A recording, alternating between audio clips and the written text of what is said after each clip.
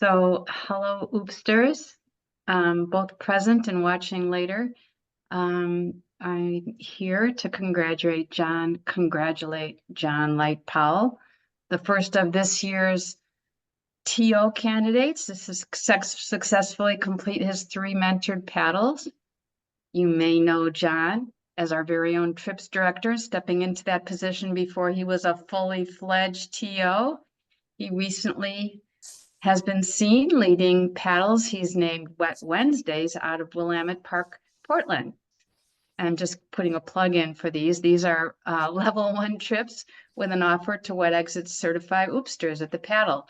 So be sure to sign up, especially if you need to be Wet Exit certified. So here's your first aid kit, John. I wish I could give it to you in person. I'd like virtually throw it to you like the old days. And I just want to also thank Next Adventure. You can see the bag. All of our first aid kits are provided by Next Adventure. So this is where we can all do a virtual round of applause for John. Congratulations for being a TO. Yay, I'm so proud of you and so happy. Thank you. Way to go, John. Thank you, John. July 10th, next Wet Wednesday. Everyone come out. Well, yeah. 6 of you come out. Look at the calendar and find that information. Thanks, Paula. Thanks, John, and congratulations. And thanks for coming onto the board. It's fantastic. Yeah. So I have the pleasure of introducing our speakers. They are, of course, from the Surfrider Foundation, which is a real powerful activist network. And we're going to learn all about the Surfrider Foundation. We're going to hear from Megan Hoff. And Megan volunteers with the Newport chapter of Surfrider Foundation as the beach cleanup coordinator.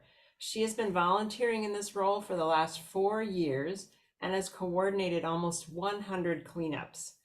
Megan lives on the Central Oregon coast, and in addition to volunteering with Surfrider, she volunteers as a Western Snowy Plover nest monitor and is a tide pool ambassador with the Cape Perpetua Collaborative. Outside of her volunteer activities, Megan enjoys kayaking and walking her cute tuxedo kitty on the beach. We're also going to hear from Kaya, and Kaya Hazard is based on the North Coast. She serves as the Oregon Regional Manager for the Surfrider Foundation and supports the state's 6 chapters. She's a lifelong Oregonian and has always been drawn to and feels at home in natural spaces. She earned her bachelor's in environmental studies from the University of Oregon and has enjoyed working on or near water as a naturalist in river, slough, and rocky intertidal ecosystems, connecting folks to the natural world through education. When not fighting the good fight, you can find her hiking, paddling, or in her garden with her dog. So let's give a big welcome to Kaya and to Megan. Thank you. Yay. Welcome. And Thank a you. kitty. Hey. Tuxedo cat, buddy. Nice. So I think I'll just start and share my screen here. Okay.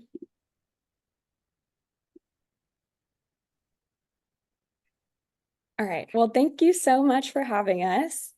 I just want to introduce myself first. I'm the Oregon Regional Manager for the Surfrider Foundation. And I also thought I'd throw in the other staff member here in Oregon, Charlie Plyben, who is the Oregon Policy Manager. So he works on the legislative side of things, getting bills passed and things like that. And I work in the field with our chapters, helping to implement programs and events and campaigns and all of that. So a little bit about Surfrider. We're a 501c3 nonprofit. We're going to be turning 40 this year.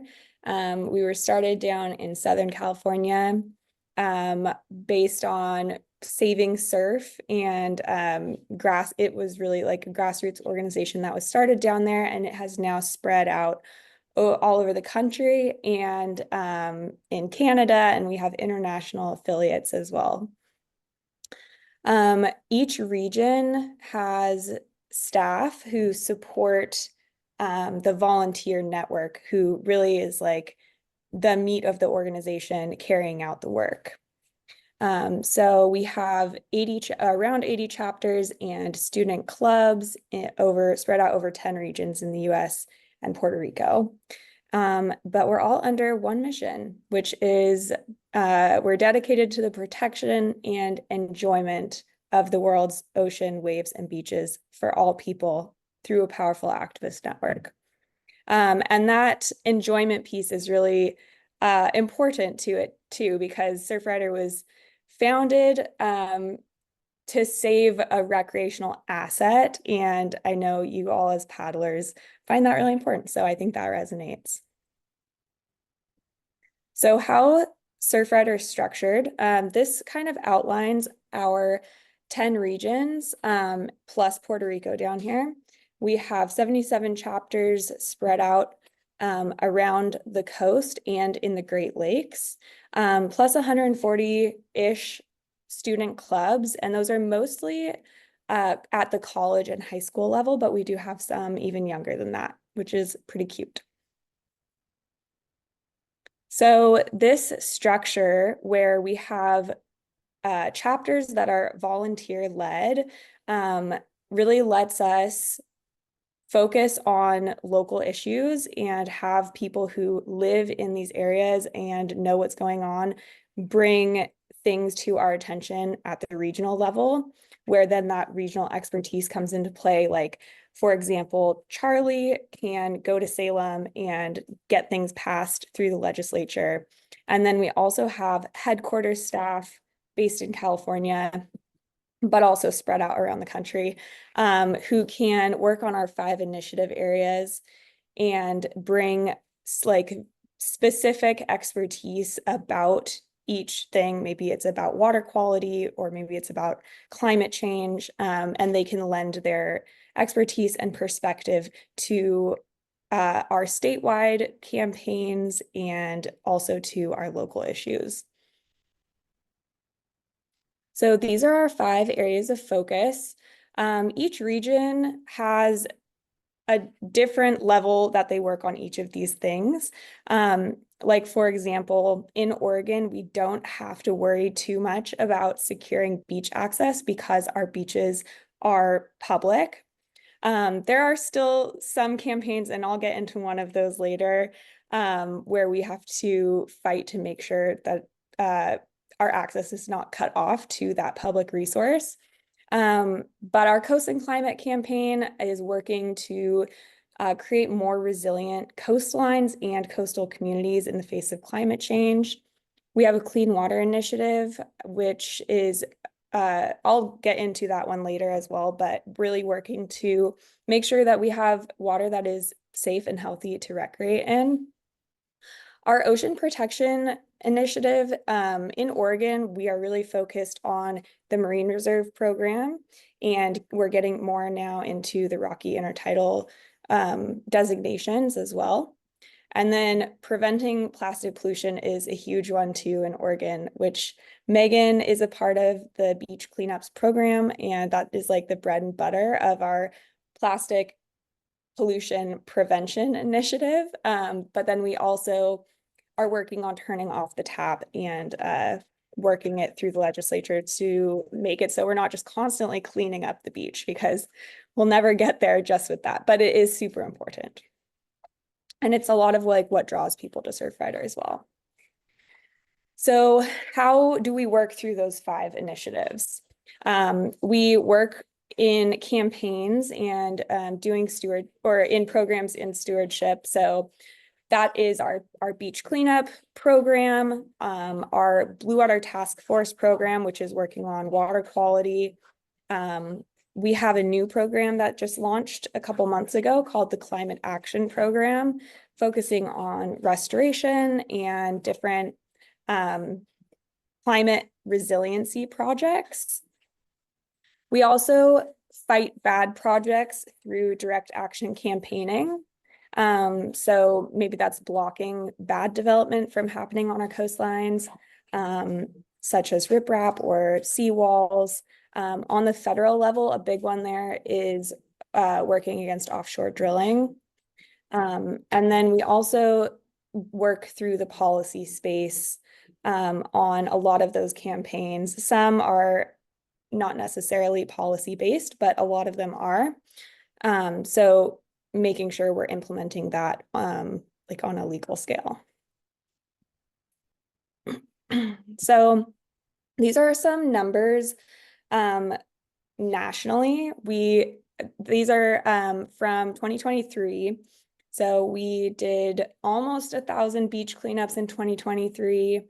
And currently we have 57 water quality testing labs around the country that process over 9,500 water tests annually, or at least in 2023 they did, to see what beaches are safe to recreate at.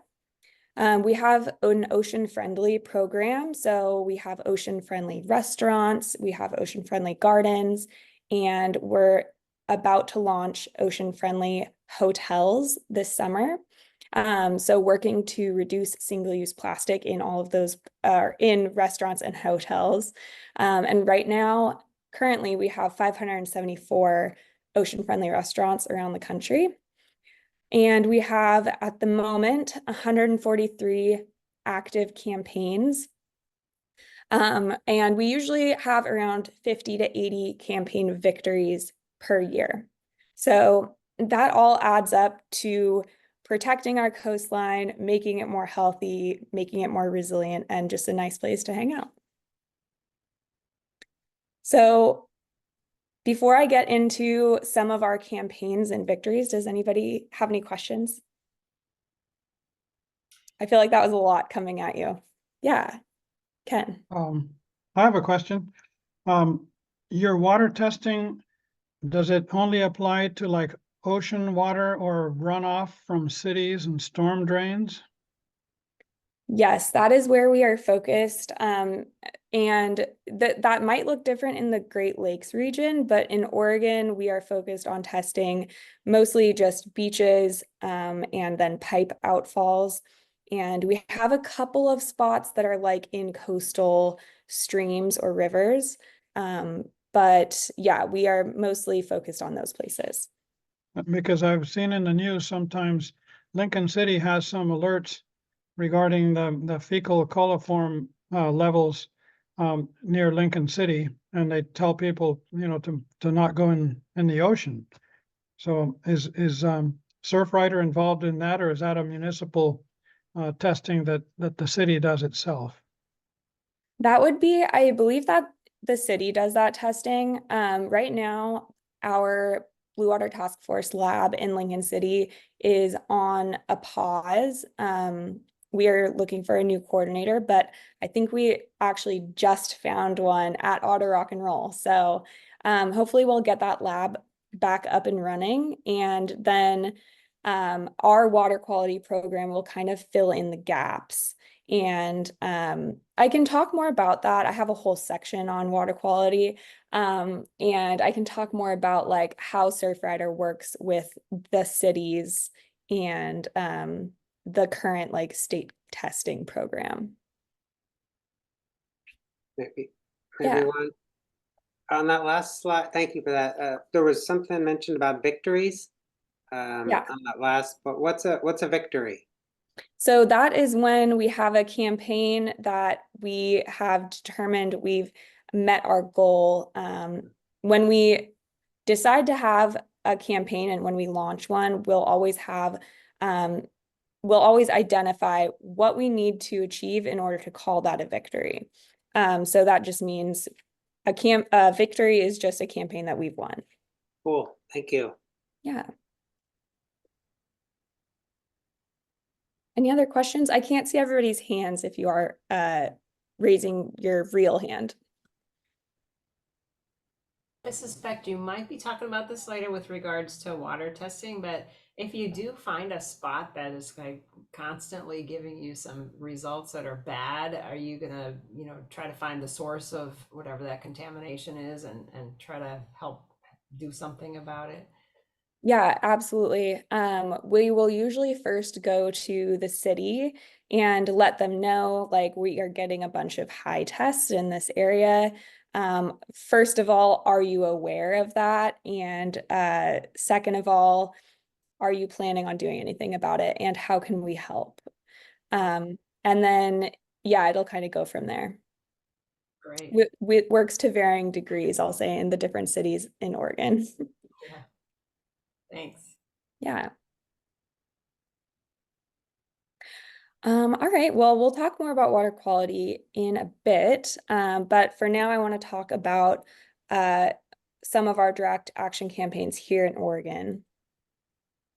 So some recent victories from last year's legislative session, which was a long session, so we were able to get more through. We passed 2 bills through the legislature. One is enabling reuse. We actually identified this one because there was a zero waste store in Portland who was having trouble opening its doors because technically, legally, you're not allowed to bring a reusable container into a restaurant or like a grocery store.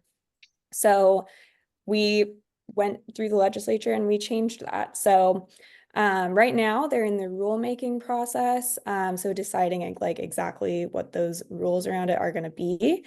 But it has passed. So now we are going to be able to bring like a Tupperware to a restaurant or bring our own container to a zero waste store that we can then fill up.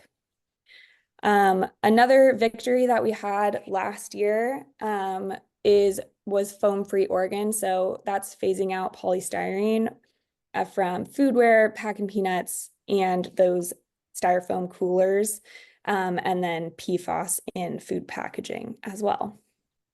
And that's Senator Solomon saying boo to polystyrene. And then that other photo is our Oregon delegation when they went to Washington, D.C. last year. Every year, Surfrider does Coastal Recreation Hill Day, and activists from all over the country fly to DC and they do like a blitz. It's like 2 or 3 days, just meeting with as many lawmakers as they can. And the one next to the surfboard is Sequoia from the Newport chapter. And she was only 14 when she went last year. So yeah, she's very cool. So those are both on the state level, these 2 victories. Another victory that we won last year, right after I came on the team, was our Stop the Super Drive campaign. So this was in Cannon Beach. This was a local level win. Essentially, you can see in this photo with the red arrow, this is the largest oceanfront stand of trees in Cannon Beach. And somebody who owns this little piece of property wanted to build this monstrosity on the top, which is an elevated driveway down to a house, and it's set onto the ocean shore, which is illegal. But they wanted to have an exception to the rule and eventually like degrade the public resource, which is the public beach. And this other photo on the left here is Governor Oswald West's log cabin back in the day, which is the property right next door is the recreation of it at Inspiration Point here. And that's right in front of Cannon or Haystack Rock. So the city blocked that development. That was something that we advocated for to the city council. This year we had a short legislative session, so it was like 5 weeks, super quick, but we were able to get one bill through, House Bill 4132, which renewed state investments in Oregon's Marine Reserve Program. So it ensures that input from the community and from tribes are helping to inform the Marine Reserve Program. And this is implementation of the Marine Reserve Program is something that Surfrider worked on like over 10 years ago when they were first being implemented. And the Marine Reserves are protected areas within Oregon's territorial sea, which is 0 to 3 miles offshore. And they are like living laboratories. So they're super important for science and just inherent value having these protected areas here. So that is a photo from one of the marine reserves, that seal. And then this is a photo of Governor Kotek signing House Bill 4132 just last month with the new Oregon Ocean Alliance. These are many of the people who worked to help pass that. So one of our active campaigns on the local level down on the South Coast in Coos Bay is our Free Lighthouse Beach campaign. This is that super important beach access campaign that I was talking about. Normally, this is not something we have to worry about, but in this case, there was a piece of land that had an established trail on it, which the county decided to vacate. And then subsequently, the landowner closed the trail. So you can see in that top picture, there's like barbed wire going across it.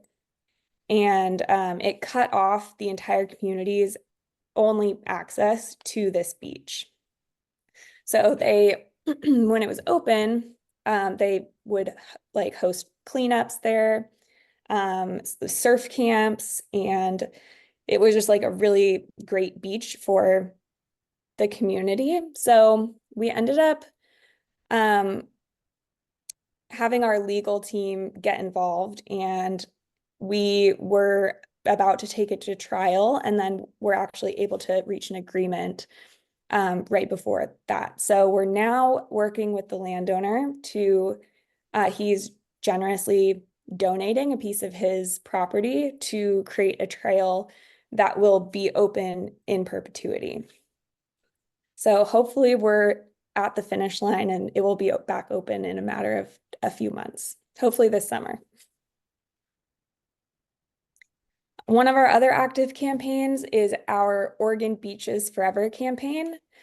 This one we're launching next month.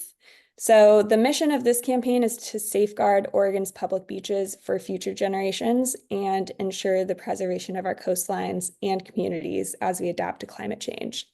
So essentially, this is going to be a years-long campaign with multiple other campaigns attached to it. But we want to make sure that we're not just losing our coastline to development and to shoreline armoring, which is like seawalls and riprap.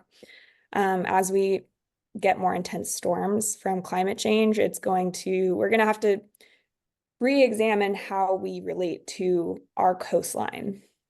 So as you can see, like, especially on the Central Coast, you see this huge erosion of these oceanfront homes and their properties. And I have some more photos too. This is one that campaign that we worked on last year and lost. This development had a natural buffer here with trees, and they decided to take it out and remove all of the trees and then place riprap there instead. So you can see, can you guys see my cursor? Yes. Okay, so you can see there, this neighboring development has riprap already. And it's out on the public beach, and oops. What ends up happening with that, there are these like large boulders placed on the beach, and then it redirects the wave energy from hitting this development, and instead it redirects it and hits their neighbors. So eventually the beach will degrade, it will go lower and lower until there's no beach left. So now instead of having this nice buffer, they have nothing to protect their homes. But there's this idea that riprap is what will protect your home, your development. But we need to be more forward thinking about it. So that's what we're going to do with the Oregon Beaches Forever campaign. I have a couple other photos of this really crazy, this is obviously a very high tide, probably a storm event, but this bulldozer is placing riprap. And then this other photo is an example of what riprap looks. Sometimes it will just be these bare rocks, and then sometimes it will be overplanted, so you can't quite tell what's underneath. And a lot of people think that this is naturally occurring vegetation, but it's actually kind of like a green buffer. So we need to be looking more at nature-based solutions and seeing how we can work with the sand and with the ocean instead of against it. So I'll stop there. If anybody has any questions about our campaigns or what we work on at that level.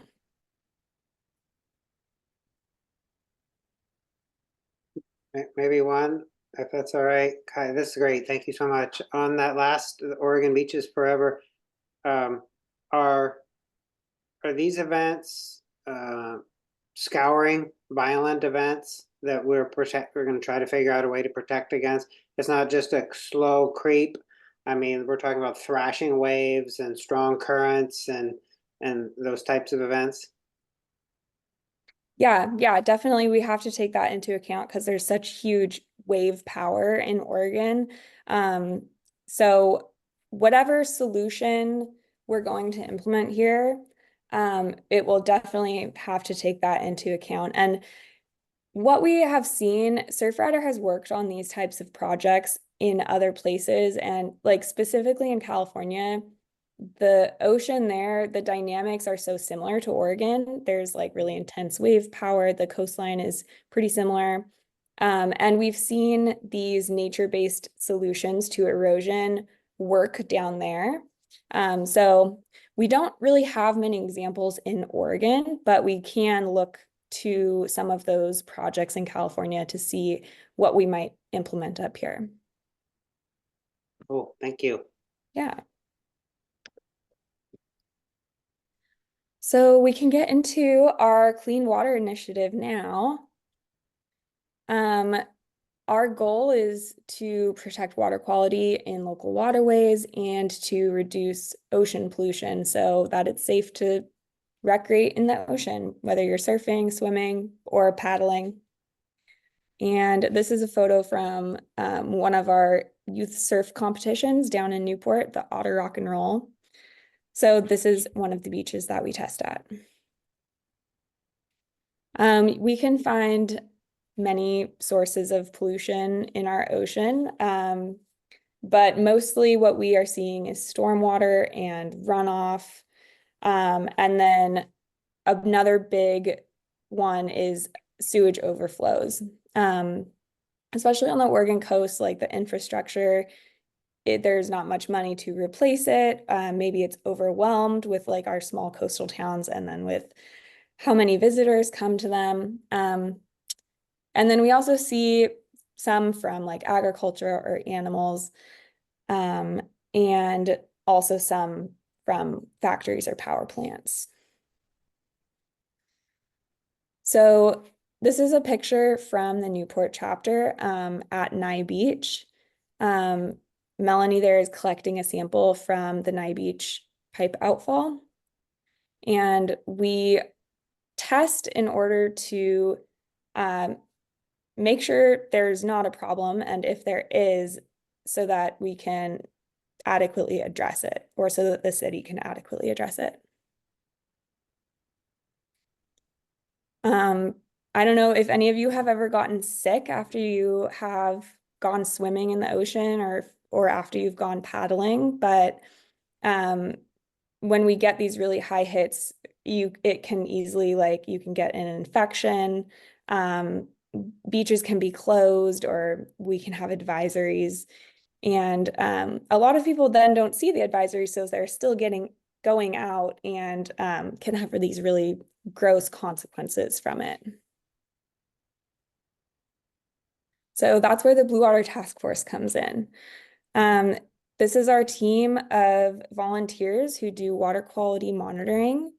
And then we are able to take that information, that data, and provide it to cities and public health departments and all of those agencies to raise awareness and then find solutions.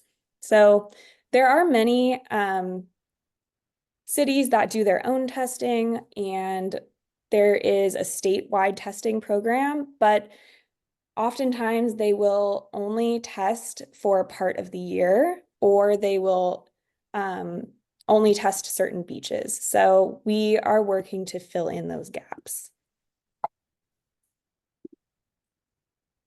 So what we're testing for is enterococcus. So we're not testing for like E. coli, but enterococcus is an indicator bacteria. So it's pretty safe to say that when you find enterococcus present in the water, then there are other illness-causing pathogens in the water. And this is all being measured against water quality standards that are specifically set to protect public health.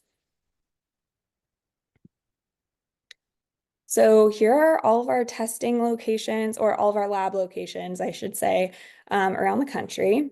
We have several in Oregon.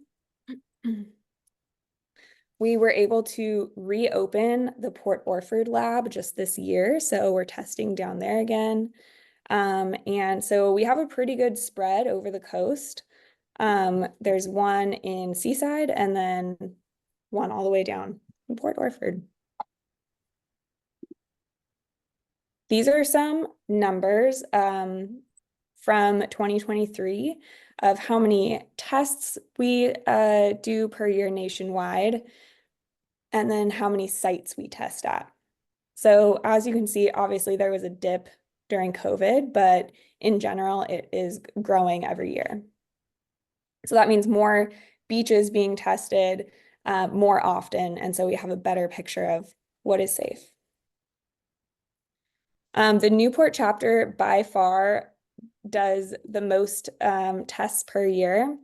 And then as you can see, like it's pretty typical. Other chapters will test like about once a week and maybe, or yeah, about once a week. And but that is also like across multiple sites. So it evens out, I guess, to once a week, but often they're testing like once a month, but they'll do like 10 sites at once. So these are pulled from the 2023 Clean Water Report, which was just released. And as you can see, many of our sites tested low and so safe, but many were like chronically high. And so there are, if you read the report, which I sent out in that document of helpful links, you can see there are 5, I guess, problem beaches that are just getting high results constantly. And there's one that even is 100% of the time they're getting a high reading. So now I thought it might be interesting to go to the Blue Water Task Force website, where you guys can go to look if you're like headed to a certain beach and you want to know if it's safe. You can go to our website. Oops. Which is this. So you can see like all of the different sites if you go into Oregon.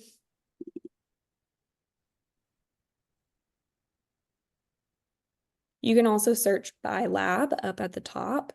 But for example, the Big Creek outlet at Agate Wayside, you can see the last 5 tests here and the level that they tested at and a little key. So the Oregon Department of Environmental Quality sets these standards, these numbers. Anything 0 to 35, whatever that is safe for us to go into. And then anything over 130 is considered high. So you can get a full report if you want to know like about a certain date, but otherwise it goes back a certain amount of time and you can see what the results are there. And then if you go like to another example, the Nye Beach pipe outfall is one that is pretty chronically bad. So yeah, you can explore by lab and go to all of these different sites. You can see all of Port Orford's sites. Yeah, I can. Yeah, I read in our local paper that Nye Beach area has chronic problems. Why can't the city fix that? It's if it's failing septic systems, doesn't the bureaucracy have any power to force a homeowner to clean up their leaky system and upgrade? Because if we've been to the moon, we can process sewage on postage stamp properties with a variety of ways. We have the technology, and I don't understand why it's chronic. Yeah, I am not exactly sure either. I think that part of the problem is identifying exactly where the pollution is coming from. That takes money and it takes people's time. And so, yeah, I don't exactly have an answer, but the city of Newport has been extremely collaborative with us. So, for example, last summer at Schooner Creek, we were getting really high. I wonder actually if you can see it on here, but oh no, we're in Port Orford. But basically, Melanie, who is the volunteer Blue Water Task Force coordinator, saw that we were getting high readings, so she emailed public health in the city and told them what she was seeing and asked if they knew and if they could do something about it. And so they ended up going out. It was basically like a miscommunication about the site. And they thought that it was outside of city limits, but it was actually inside of city limits. So they went out and they figured out exactly what the problem was and they fixed it. And they actually changed their inspection protocol so that that wouldn't happen again. So it's a really cool example of them. While they use our website, they actually go onto this website and monitor it like monthly. And they have invited us to be like, anytime we see a high reading, they want us to let them know. They want us to email them. So I think we just need to maybe push it again. I know it's like been pushed many times over the years, but we do have a really good relationship with them. So I think that it's possible.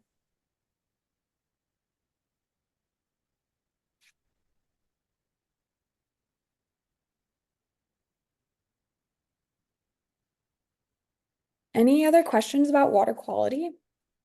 I know we're almost 40 minutes in and Megan hasn't gotten to go yet. Maybe just a quick one on that. This again, thank you so much for all this. Are people using that? Do you have, the hit results from, are people using the data there and going in and seeing the information? That's a good question. I don't have like the use numbers on it. Okay. But that would be really interesting to track. Yeah, and if you get the full report, you can look back years. I think Newport has like 30 years of data that you can look at. So yeah. Thank you. Yeah.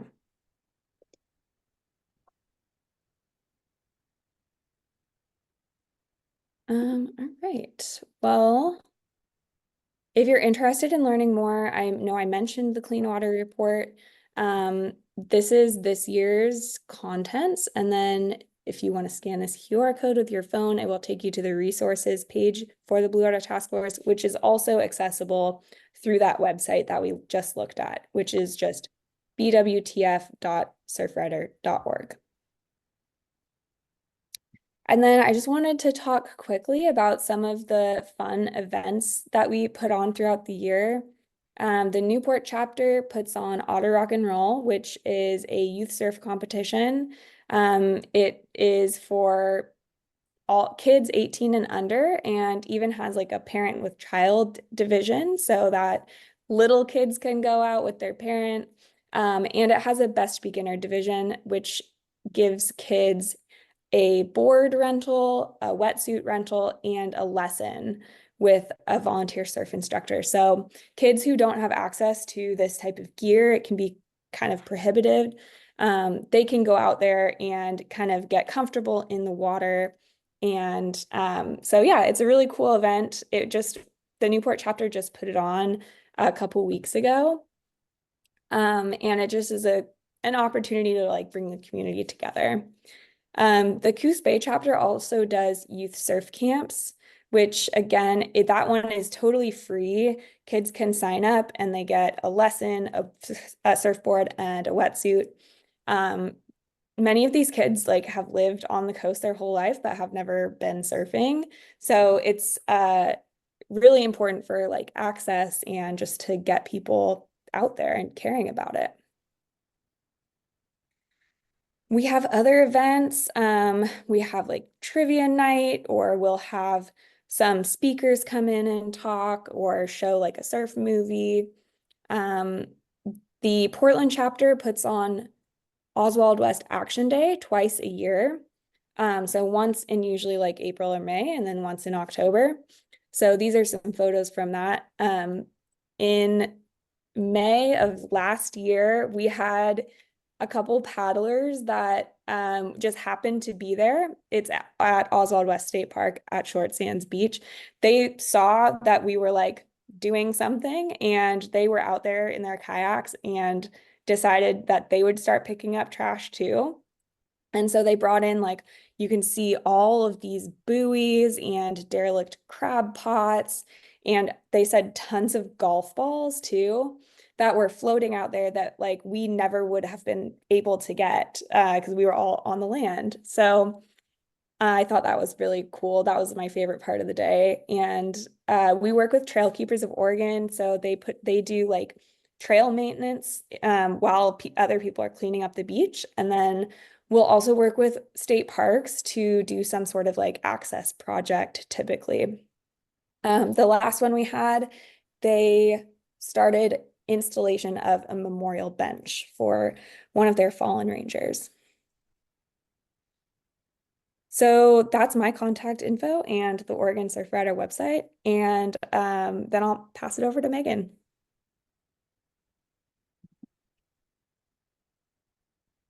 Thanks, Kaya. I apologize. I have a cold right now, so I'm a little sniffly and stuffy. So if you can't hear me or anything like that, just let me know. I'm Megan. Kaya is, like she said, the Oregon field manager for the Surfrider Foundation here in Oregon. And then I volunteer with the Newport chapter as the beach cleanup coordinator.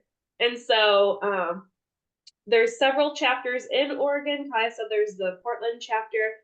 I just happen to be in the Newport chapter because I live in Newport. So a lot of the events and pictures I'm about to share are Newport specific, but just know that there's things like this that are being replicated in other chapters along the coast, maybe closer to where you live, because I think this is a statewide society. So just know that this isn't exclusive just to the Newport area, that there are probably similar events happening perhaps near you, or if you're interested in traveling, you can definitely come to one of our cleanups. So let me share my screen, make sure that works okay.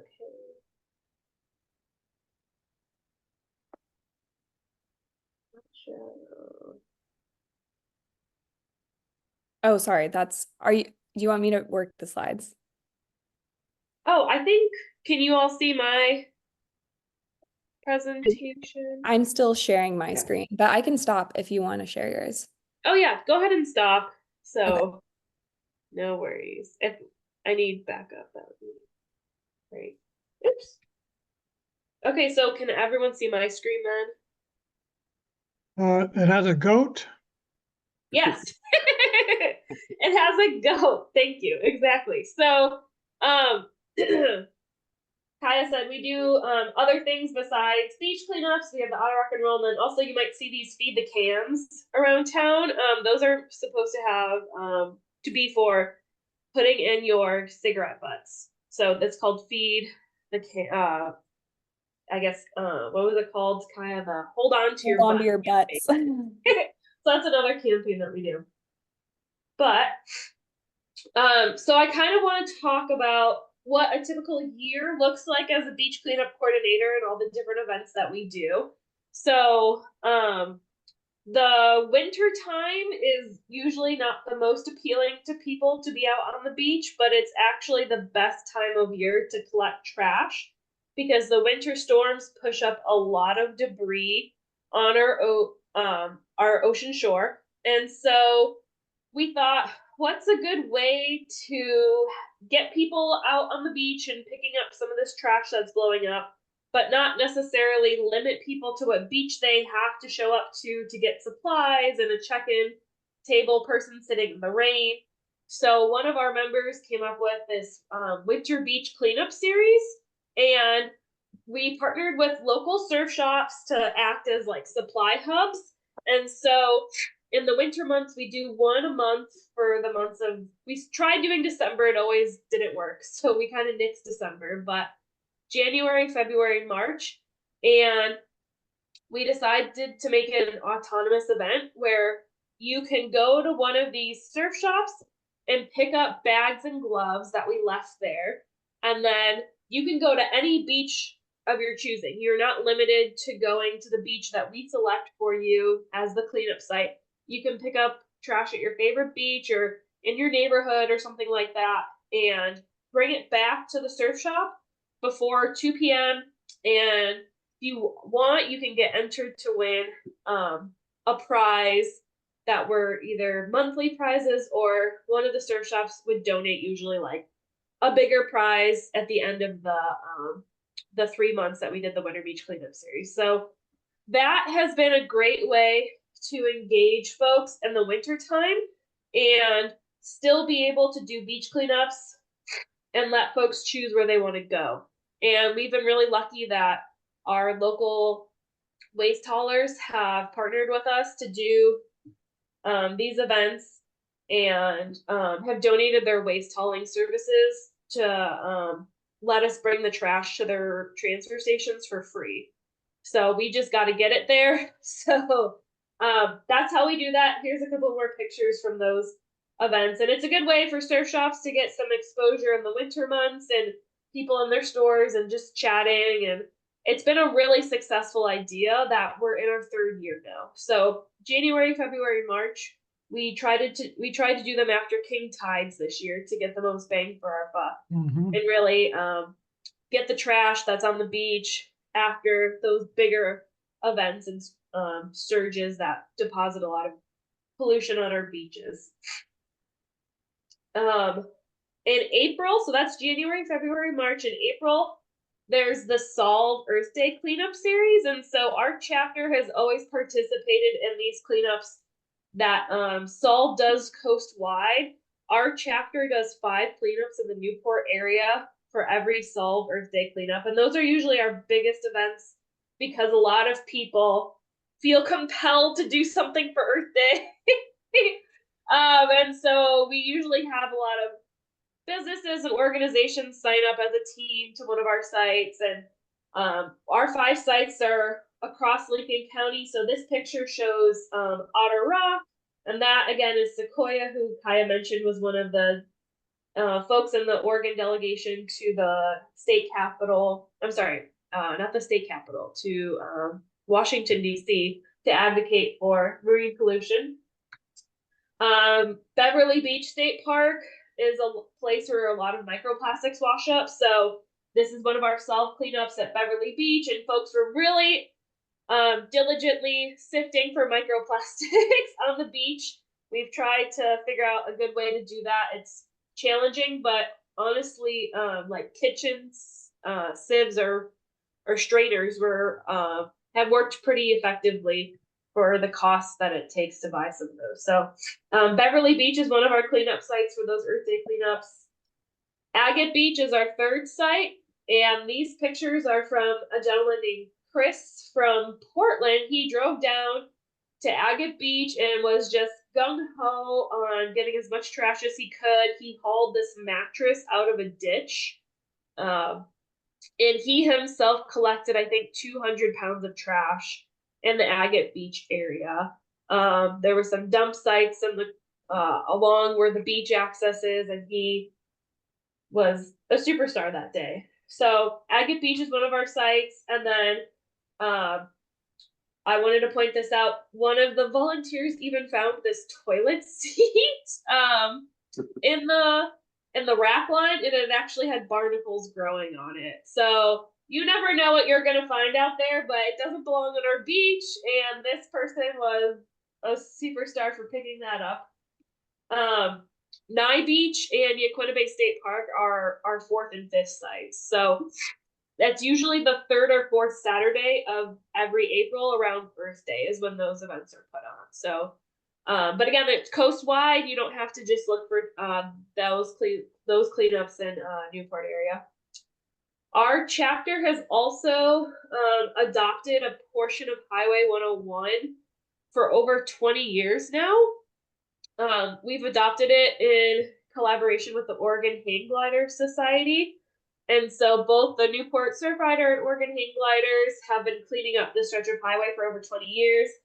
This aerial photo is a good picture of that. The Highway 101 cleanups are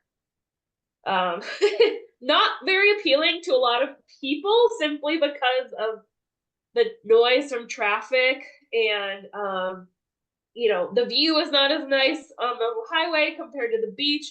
But these are our most impactful cleanups by far. Out of any cleanup I've ever done, the highway cleanups are our most impactful cleanups. We actually pick up hundreds of pounds of trash in 2 hours compared to just maybe like tens of pounds of trash on a beach cleanup. And all of this trash eventually will make its way onto our beaches through the waterways or just by wind blown. And so mitigating it on the roadside is really important before it ends up on our beaches and in our waterways. So usually we only have about 7 or 8 people showing up to these cleanups, and we're cleaning up on average of 750 pounds of trash per highway cleanup, which we try to do about 3 per year. If we can manage that per the Adopt the Highway rules too. So for instance, this is Sarah. She's one of our volunteers here in our chapter. Her and her partner Vince are amazing. They picked up just this much trash from one location alone on Highway 101. And so this pile of trash was replicated like several times along the 2-mile stretch of highway that we that we clean up. So if you're going to come to any cleanup and you want to make the biggest difference, in my opinion, the highway cleanups are the most impactful. But again, the noise and the car traffic, it is a little scary, but we wear safety vests and try to protect ourselves as much as possible and stress safety first. Moving into the summer months, I try to do 1 cleanup per month. And again, I'm a volunteer, so I do my best to offer as many cleanups as I can within my capacity outside of work. And what we've tried to do is really identify those times of year when we need more help on our beaches. And one of those times of the year is the 5th of July. The 5th of July is an event that was created as a pilot project in 2022 in Lincoln County because of the amount of trash seen on our beaches after the 4th of July holiday. So people saw the need for a coordinated cleanup, and so This was the poster from our cleanup in 2022, I believe. We started a pilot project with Lincoln County Solid Waste District and our local disposal providers, Dahl, Thompson's, and North Lincoln Sanitary, and then with Solve, we tried to figure out how we can offer beach cleanups and free disposal after the 4th of July holiday to get our beaches back in order after the chaos. These were fireworks I found on Agate Beach, and this is a small amount compared to what was, remaining on the beach. Kaya and Jenny Warmack are working on a 5th of July beach cleanup this year. And we have active cleanup sites right now that are live on our website throughout Lincoln County. And if you're interested in participating in a 5th of July cleanup, it's not just the 5th of July. There should be some other cleanups even throughout the weekend on Sunday as well. And the times for those cleanups vary. So if you're not available on a Friday afternoon, maybe check out some Sunday mid-morning or afternoon cleanups too. So we're going to be hosting 3 cleanups on Friday, and hopefully that helps. We've in 2022 we had barrels on the beach that were painted by local community groups with different ocean scenes on them, and it was some kids painted some of them, or the aquarium did a few barrels, and this year they're going to be out at beach access points, and they actually mitigated a ton of trash on our beaches. We got tens of thousands of pounds of trash in these barrels. Firework debris, all sorts of things. Even though fireworks are banned on our beaches, that doesn't stop people, and there's only so many state park rangers that can patrol the beaches. So instead of them littering and impacting our ocean shore and potentially causing wildfires, these barrels did help to mitigate a lot of trash in together with our beach cleanups. So outside of that, I just wanted to also highlight a few of the other types of cleanups we've done. This is a river cleanup that actually Ken was at. Shout out to Ken. And he and several others, along with his wife Maria, came, and there was a lot of dock debris on the Aquina River. And not one person could haul that off on their own. And so a lot of folks pooled together to get about 860 There's Maria. pounds. Yeah. Right in the picture. Ken's in the picture. So's Good. Maria. So That's you. about Oh, wow. 800. Oh, you're talking with somebody else. pounds. I thought it was kayaking stuff. It was a good time. We had about 860 pounds of trash from just 2 hours of collective effort with how many people? 1, 2, 3, 4, 5, 6, 7, 8. There was 9 people there, I believe, or actually 10, because 2 people aren't pictured. So, so these are also really impactful cleanups. The riversides, again, a high litter area that all does lead down to the beach anyway. We also have done some pride cleanups recently in partnership with Project Bravery, and just making people feel welcome and accepted. And anyone can come to the beach, and anyone can make the beach a healthier place. So we always try to engage community members and bring people to the beach that might not always be at the beach. So we also need to give a shout out to Ken and all of his efforts. Our chapter also supports the efforts of community members who on their own do cleanups, such as Ken with all of his amazing work. And that's Mike Zoomski, who's an OOPS member. He's an OOPS kayaker. Yes. Mike Zoomski on the right. Yes. Mike and Ken have collected, I can't even tell you, hundreds of tires, right, Ken, out of multiple rivers in Lincoln County, and marine debris in different coves and beaches that are not accessible by foot out of our ocean ways.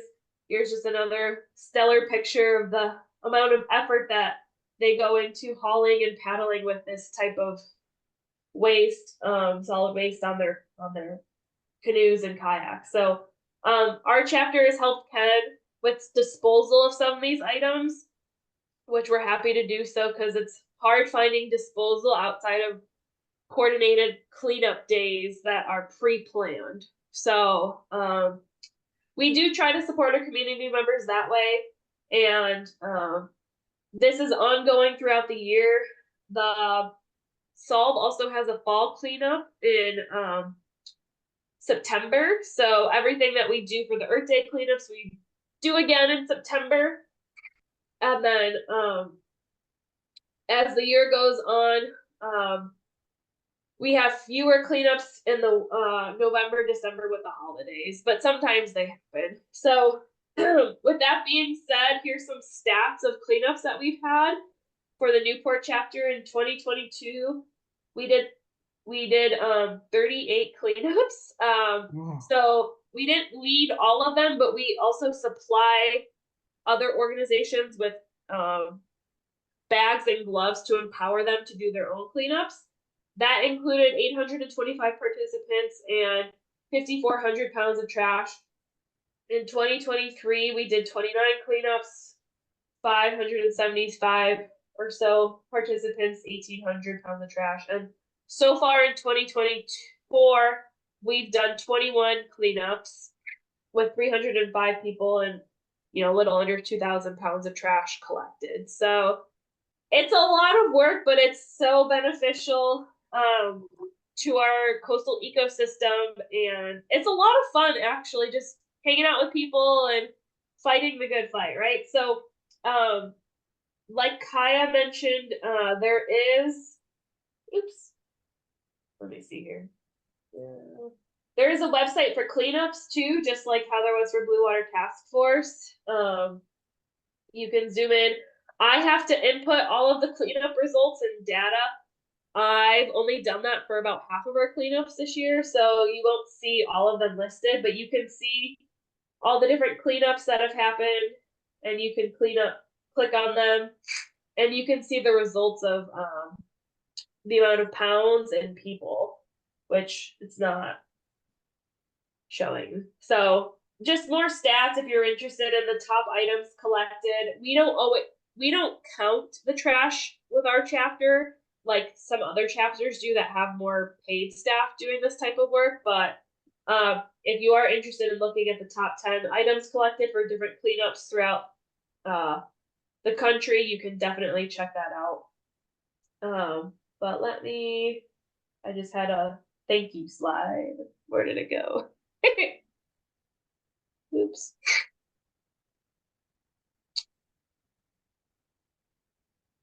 Oh, I'm not What sure. fish is that? I don't know. It's just whatever background. Sorry, Somebody my should, brain somebody is. should know. Are those Are they tang? tang fish? I don't know. Oops. I'm not sure what happened to the slide. But anyway, I will stop sharing my screen. And I just wanted to throw my contact info in the chat. If you are interested in joining our cleanup email list, I send out a couple emails a month just telling people when we're having beach cleanups in the Newport area. And if you want to be on my email list, feel free to email me and I can add you to it. We also have Instagram and Facebook if you want to find out about our events and cleanups and our Blue Water Task Force results that way too. So I want to thank Patty and Jim and Ken for plugging Kaya and me into your organization and for allowing us the time to speak tonight. We're really appreciative. Fantastic. Thank you so much, Megan. Thank you, Kaya. I had a question. Where do you folks receive funding for all the work you do? I know there's a lot of volunteerism, but you know, there's a lot of, and I know the trash companies will take your trash for free, but you know, there's a lot of other expenses involved too. So where does all that funding come from? Yeah, that's a great question. We do work on grants as well, like usually for specific projects. And then we have an entire I guess, like donations department. So we work on corporate partnerships.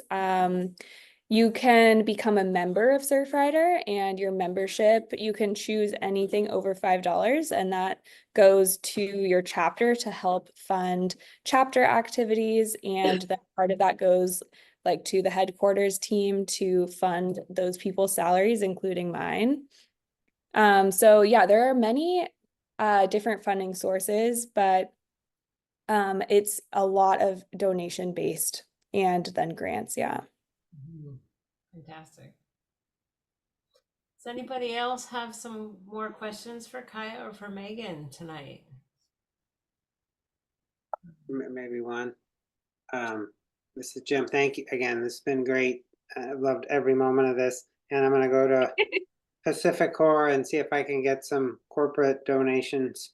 I know we've got, so there's a couple of locations with offices on the coast, and I know they support Solve, so maybe we can get some expansion into Surfrider if we're not already there.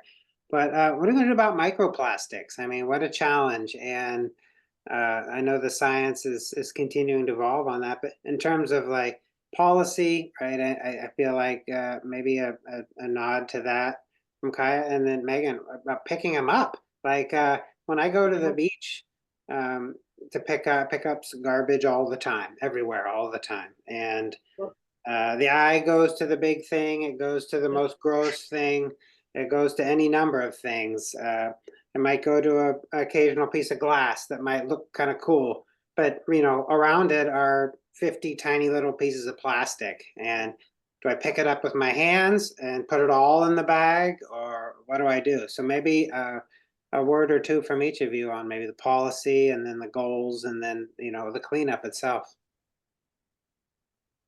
Yeah, as far as policy goes, I mean, the only way to prevent microplastics from entering the ecosystem is to eliminate plastics completely. And so as you could see on that cleanups website, like cigarette butts are the number 1 item that are found at cleanups, followed closely by like food wrappers and then microplastic fragments. So banning those items that we're finding the most is going to be the most impactful. And we will have to do that on a policy level. Even when there are other options, they're typically like more expensive.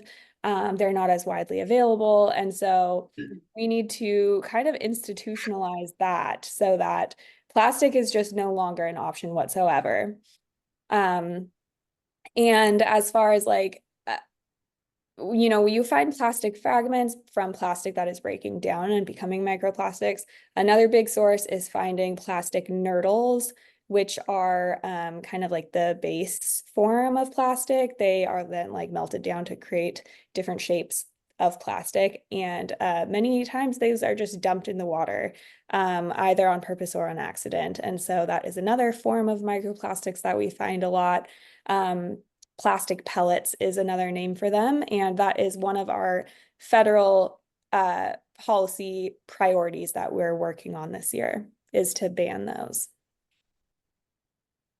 And just in terms of beach cleanups targeting microplastics, it's really challenging. There's not a good method to collect microplastics effectively and quickly, because a lot of techniques kind of take everything in the area that the microplastics are also around, like all the detritus. So like all of the leaf bits and the sticks and seaweeds and stuff like that. And that stuff that needs to stay on the beach because that supports seabirds and shorebirds, and that creates little habitats for other animals on the beach. And so like I look at western snowy plovers, and a lot of bugs eat the detritus on the beach, and so removing it by collecting it with microplastics is not great for other beings that utilize the beach. And so that's been the hardest part is we actually bought these metal sifters, which are, again, just like from the kitchen, but they have a mesh size that's small enough to filter out sand, but leave the microplastic bits in the net. The problem is that you do have to pick out the twigs and seaweed and stuff like that, but most people generally don't mind. The problem with that is that it works the best on dry sand, and the time of year when we have the most microplastics is in the winter with wet sand. So people, what you can do is if you have like a bucket of water with you, you can dump water through your mesh and it rinses out the sand, but that's just like another layer of effort and complexity. So we've actually don't have a great way right now to collect microplastics. There are some big nets that I know the Newport Rotary Club is trying to target specifically microplastics because it's just such a big issue that someone could be looking at that all on its own. But again, the time of year doesn't help with using a netting material that doesn't sift sand that's not dry. So we actually had kids try to invent as like a science project. One of their teachers at the high school was asking the kiddos to kind of invent something to target that, and there were some really great ideas, but I don't think there's been a really great tool that's been thought of or created to help collect a lot of microplastics with minimal effort, I guess. But people love using those sifters. They'll sit in the sand on a nice day and like sift out like 100 pounds of microplastics, and they're very happy to do that. Like at Beverly Beach for like 4 hours, people will come and like sift out microplastics, and like they came specifically to sit in their chair and do that, and they love it. So yeah, it's a process. But Kaya's right. We got to stop it from even becoming a microplastic in the first place. So It's Yeah, a and little like bit like knitting, right? You just sit there and you knit and you yeah, exactly. Yeah, and like part of microplastics, like a lot of what we find in Yaquina Bay is foam fragments from the oyster farming, from aquaculture in the bay. And those docks that oysters are farmed on are made of foam, and so they will degrade or they'll get loose in a storm event and eventually like turn into tiny bits of foam. But one of our grants that we're working on right now is to work with a Sea Grant fellow to find an alternative to using those foam docks. So it's stuff like that where we just need to, we can't, like cleaning it up is obviously so important, but we also, then the other side of that is how can we get away from using this foam or this plastic in the first place? So yeah, that's going to be really interesting to see how that plays out and what kind of research and alternatives that they can find. Well, they do have alternatives to using just unencapsulated foam. They surround it with plastic. You can buy the plastic foam docks. So there's heavy plastic and then foam on the inside. But regarding policy in Oregon, Oregon has so many rivers and so many docks. What are the rules when you're upgrading your dock? When you're rebuilding your river dock, for example, on private property? Is there regulations that say you need to use the encapsulated foam dock float, or can you still use those ugly things that fall apart as they chafe up and down? Because that's another thing that I'm always picking up off the beaches is big pieces of foam. Yeah, that's a great question. You're stumping me tonight. I don't know the answer to that. Because you're the policy person for Oregon, right? You gotta I'm know not this the stuff. policy person. Charlie is the policy person, so he might know the answer to that. Charlie knows a lot. I've heard him present. Yeah. He's really good. Yeah, definitely. He's knows his stuff. I'll have It's to look into that. probably based on jurisdiction. So jurisdictions have their own standards, but there are minimum standards that ODF&W has, and it includes like grading so that light can still penetrate, so you're not blocking out and covering lighting and stuff like that. So, but yeah, some jurisdictions probably just still do the bare minimum, Kevin. So, Hmm. but the ODF&W dock guidelines are a good place to start to look at that. There's a lot of people's docks that fall apart every year. You're totally right. So